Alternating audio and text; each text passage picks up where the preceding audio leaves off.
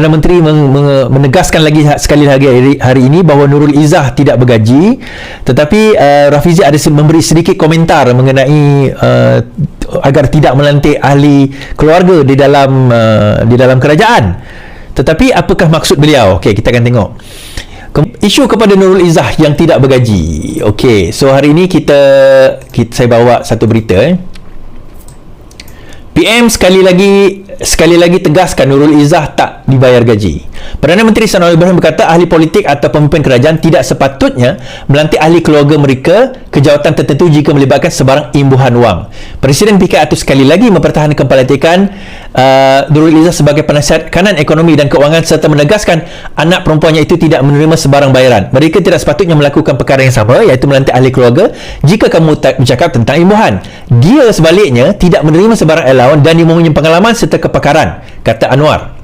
Pelantikan Nurul Izzah menyebabkan kerajaan baru-baru ini menerima kritikan berikutan dakwaan melakukan amalan nepotisme. Okey, saya dah jawab tentang nepotisme itulah. Saya dah jelaskan. Okey, yang pertama sekali saya nak betulkan position saya, kenyataan saya itu. Saya kata bila Menteri Besar Kedah mempertikaikan, semalam dia kata saya bodoh kan. Dia kata saya bukan bodoh, saya kata saya bangang ke apa, tak tahu. Memanglah saya tak tahu, saya bukan ahli parlimen. So kalau anda sebagai Menteri Besar, betul kalau saya silap. Tapi itu bukan sentral perdebatan kita. Menteri Besar Kedah kata, dia kata macam mana Nurul Izzah nak hidup kalau sekiranya pendapatan dia tak ambil gaji, macam mana dia nak hidup? So saya kata dia ada pencen, jadi pencen dia lah hidupkan dia. Lepas tu Menteri Besar Kedah kata Iswardi bodoh ke apa kebetulan saya tak ingat. Ada orang cakap kat saya, minta maaf kalau saya silap MBA. Dia kata Iswardi tak tahu 50 tahun, umur dia 50 nanti baru dia boleh ambil pencen tu. Okey, saya ngaku saya tersilap. Saya ditegur oleh Exco Negeri Sembilan YB Nicole. Dia kata Iswardi actually umur 50 baru dia boleh ambil gaji tu. Okey, saya ngaku saya silap. Sekarang ni dia 43, so 7 tahun lagi dia baru boleh dapat pencen tersebut. Tetapi tuan-tuan, Nurul Izzah ada laki dia kan, tak adalah sebangang itu. Mak dia bekas timbalan Perdana Menteri, ahli parlimen. Bapa dia bekas timbalan Perdana Menteri, ahli parlimen, merangkap Perdana Menteri sekarang ini. Takkanlah kalau dia tak ada duit pun, walaupun dia single mother, mak bapak dia tak boleh nak support. Contoh. Tapi tak payah mak bapak dia dah kahwin. Takkanlah laki dia tak boleh nak support. Tapi dia buat untuk apa tuan-tuan? Dia buat untuk negara. Kerana apa? Kerana benda ini benda yang pelik kepada semisal pemimpin-pemimpin di dalam Perikatan Nasional. Takkanlah terima dapat jawatan tinggi tak ada gaji. Pelik. Dia otak dia jam jatuh hilang tuan-tuan. Sebab dia tak boleh nak comprehend, tak boleh nak fikir macam mana. Tuan-tuan, ini bukan kali pertama keluarga Anwar Ibrahim buat macam tu. Anwar Ibrahim menjadi penasihat ekonomi negeri Selangor, gaji RM1.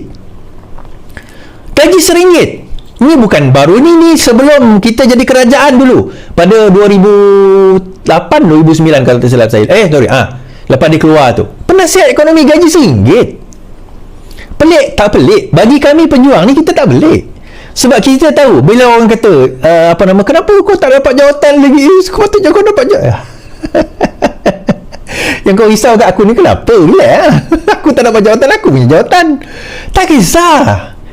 Tak dapat jawatan, kita terus berjuang, tengok pakai baju kerajaan ODP, terus kita letak, kita henyak. Sebab kita nak, saya punya ambition, Nurul Izzah punya ambition, Rafizi Ramli, kerajaan ini punya ambition. Apa dia tuan-tuan? Mengeluarkan negara kita daripada kemelut kerosakan, memperbaiki sistem, memastikan negara yang lebih baik. Imbuhan itu datang, perks itu datang dengan jawatan. Kalau ada, diterima. Kalau tak ada, tak menjadi masalah. Jawatan itu juga datang dengan perks tersebut. Kalau diberi, alhamdulillah. Tak diberi, tidak mengapa. Sebab kena ingat, Tok Guru saya cakap, ingatlah jawatan itu satu bebanan, bukan kemuliaan. Dan bukan kita tak ada jawatan itu menunjukkan kita tu hina, tak juga. Tak ada jawatan tu hina engkau, tak. Tak ada jawatan tu sebenarnya Allah nak bagi tahu kita, kau belum cukup lagi layak kat situ. So rezeki tu aku tak bagi kat kau lagi. Kerana ada sesuatu yang lebih besar. Entah kalau saya ada jawatan, saya dah tak boleh live macam ni. Betul tak? So ada sebab dia. Janganlah kita anggap, kalau kita anggap benda tu buruk, sebenarnya Tuhan tak bagi kerana Tuhan lebih tahu. Kalau kita anggap benda tu baik, tapi sebenarnya Tuhan tak bagi Tuhan elakkan kita dapat sebab Tuhan yang lebih mengetahui. So rezeki itu semua daripada Tuhan. Ya Allah, terima kasih. Kan? Semua daripada Allah SWT. Yang penting tuan-tuan, niat kita apa? Sebab itulah saya kata dalam bahasa Melayu, bila dibagi satu jawatan, itu tanggungjawab. Bahasa Melayu ni sangat cantik. Saya dah sebut banyak kali dah. Tanggungjawab. Apa tanggungjawab? Berani menanggung jawatan, kena berani menjawab dunia dan akhirat. Itu bahasa Melayu ni berat. Tanggungjawab tu jangan ambil mudah, berat. Tapi kalau diberi, kita akan cuba pegang sebaik mungkin. Tapi kalau tak diberi, anggaplah kita tahu bahawa sebenarnya ada lagi kedudukan, ada lagi peluang, ada lagi peranan kita. Ni ada juga saya tengok kawan-kawan kita kan, Suhadi, aku dah lama berjuang tak dapat jawatan ni Suhadi. Alah, yang kau risau sangat tak dapat jawatan ni kenapa? Banyak lagi ruang nak berjuang. Tak payah Anwar Ibrahim suruh kita. Kita buat ni, pertahankan kerajaan ni. Kita pertahankan kerajaan yang ada sekarang ni. Itu tanggungjawab kita. Nak lemam ni. Kena hujan semalam. Nak bersin tak bersin. Itu tanggungjawab kita. Tanggungjawab tuan-tuan, bila share, bila like, subscribe, itu semua. Itu sebenarnya bila tuan-tuan share, like, tap like ni banyak-banyak kali sebagainya, retweet dan sebagainya. Benda ini ni nak cerita, ni mungkin ada. Itu saya berdebat, ingat tak saya debat pasal akaun PPBM tu, PPBM. Saya nak ceritalah. Itu saya pergi KL hari tu. Tengah saya jalan-jalan, tiba-tiba ada ini mungkin budak tu tengok lah, thank you lah kalau anda. Dua orang budak ni daripada satu hotel mewah, dia pekerja kat situ lah. Saya tengah tengok kasut dekat kaki lima kan. Dia kata, Bang Suhadi, saya tengok budak muda. Biasanya kalau yang tegur saya ni orang tua, sebab saya tahu audiens saya di YouTube dan juga Facebook ni orang tua. 40, biasanya 35 ke atas lah. Bukan tua, veteran. So kita tak boleh agak. Tapi yang ni budak muda. Saya cakap, ya Ustaz. Abang bantai budak tu kat dalam TikTok itu bangta. Puas hati saya dengar bang, dia kata. Oh, dengar di mana? Dari TikTok lah ada orang share. Ada share dekat TikTok tu. Oh. So tengok budak kerja mana? Kerja hotel ni, dia kata. Tengah off lah, tengah nak beli makanan jap. Okay, thank you. Okay bang, teruskan bang. Okay. So maksudnya tak tahu siapa, dia bukan tengok live yang Yani tu, tapi somehow ada orang ambil video tu, dia edit, kemudian dia sebarkan dan sampai pada mereka. And effort itu saya sendiri tak boleh buat, tapi tuan-tuan dan puan-puan, inilah dia, this is what I mean yang kita perlukan. Sebelum kita cerita tentang kerajaan akan tumbang tu, saya kata kenapa kita kena faham bahawa perjuangan kita ni, it's more than just tuan-tuan ingat, berjaya itu bila dia dapat jawatan, bukan. Bagi saya, Anwar Ibrahim tak berjaya lagi bila dia pegang jawatan Perdana Menteri, itu belum berjaya lagi. Dia berjaya kalau sekiranya dalam 5 tahun ini dia akan membuat satu perubahan yang drastik, yang besar, dan dia sekarang ini menuju ke arah itu. Tapi dia tak boleh buat kerja ni seorang-seorang.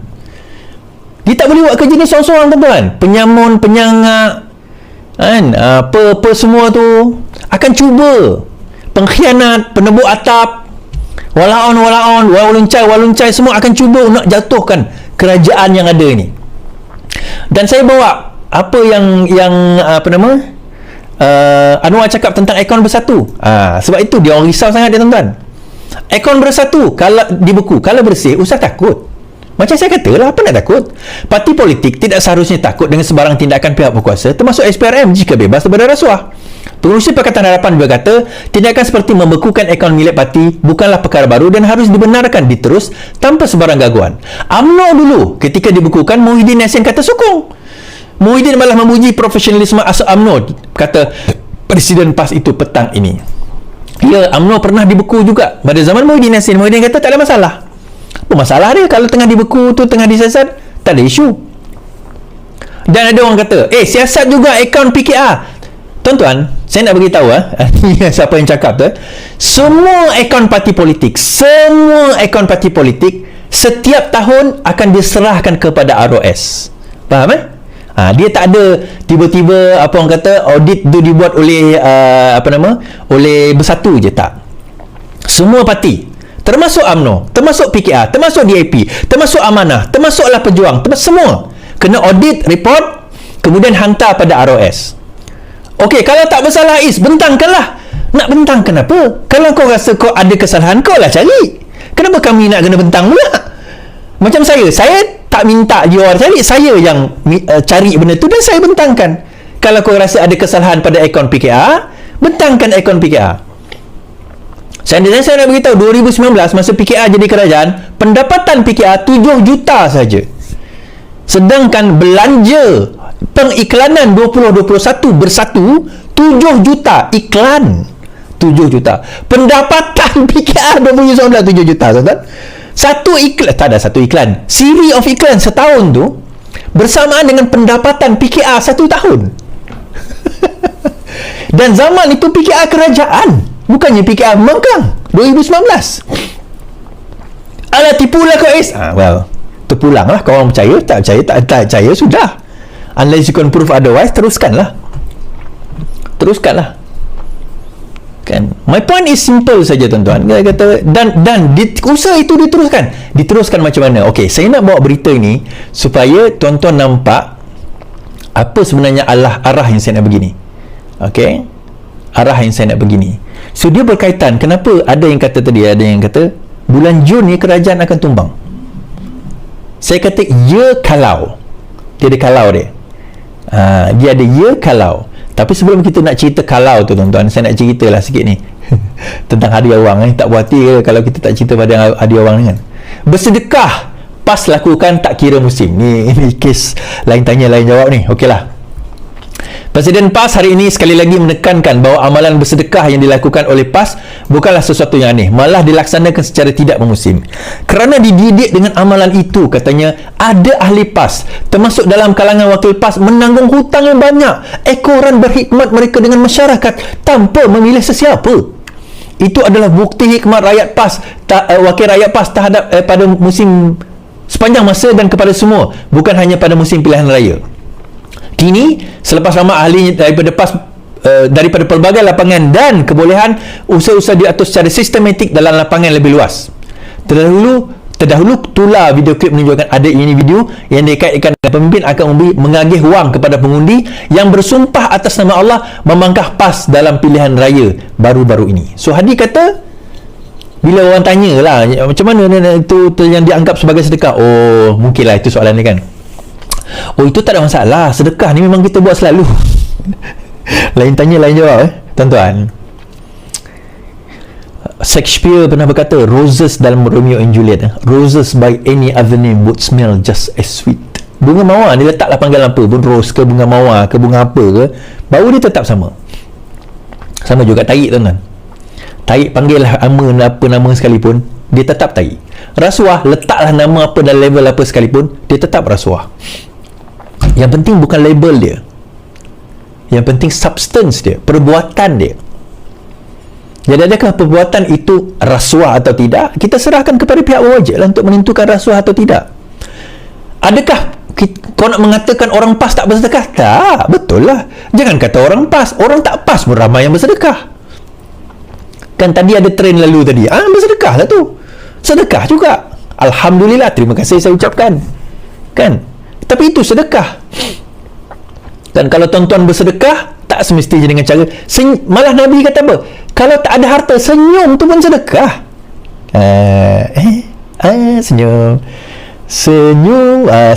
Terima kasih, sedekah lagi. Alhamdulillah, kan? Senyum. Berkata baik tu pun sedekah. Kalau orang susah kita ada duit, bagi pinjam dia duit tu pun, kalau second time pun sedekah.